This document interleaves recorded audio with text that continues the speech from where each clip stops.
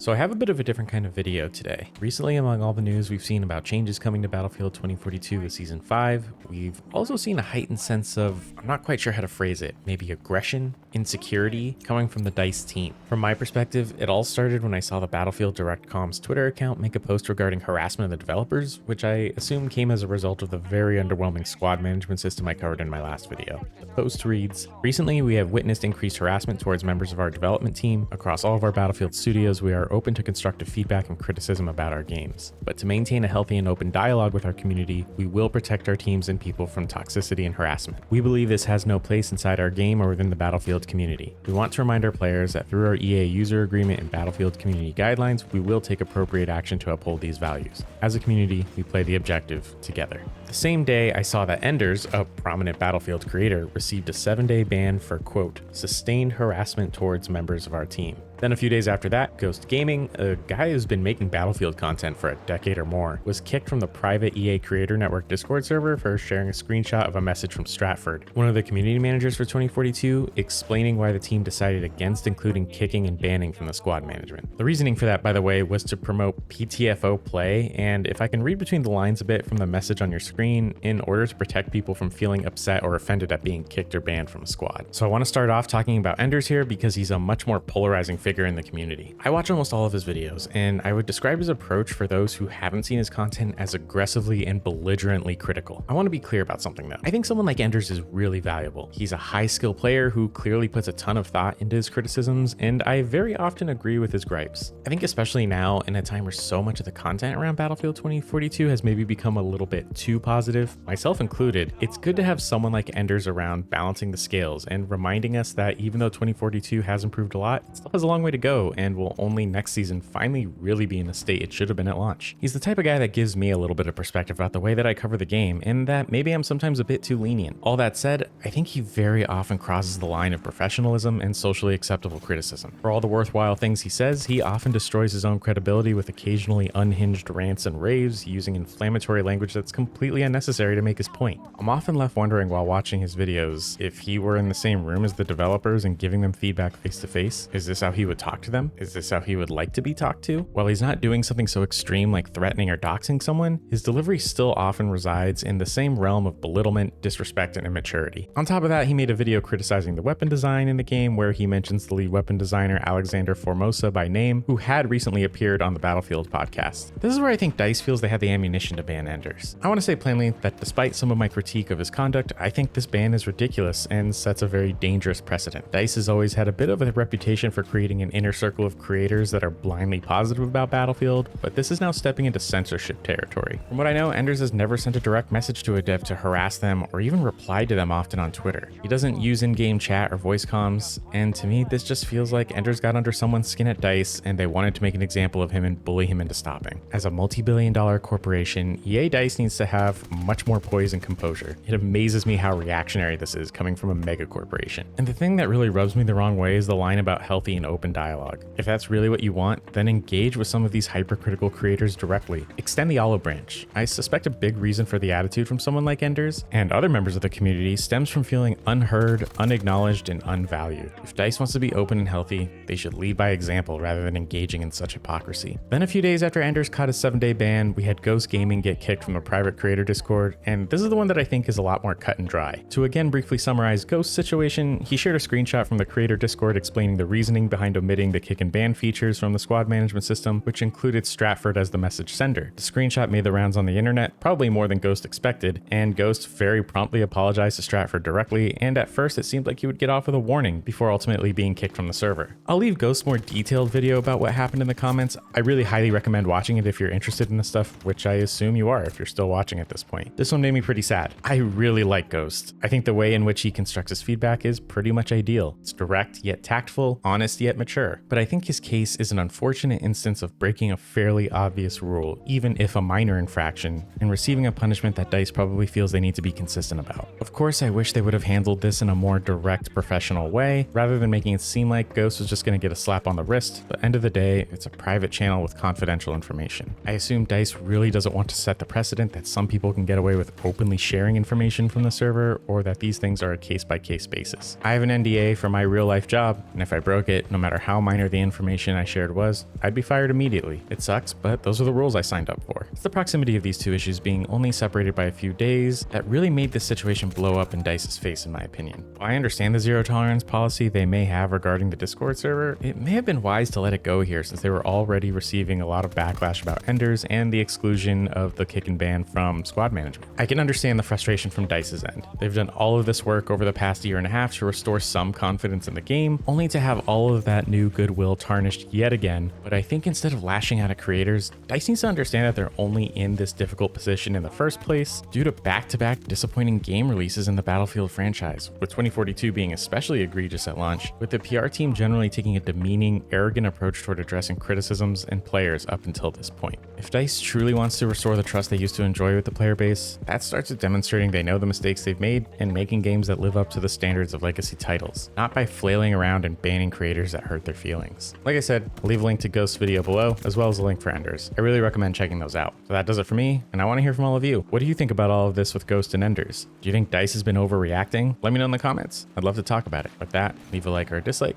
and I'll see you all in the next video.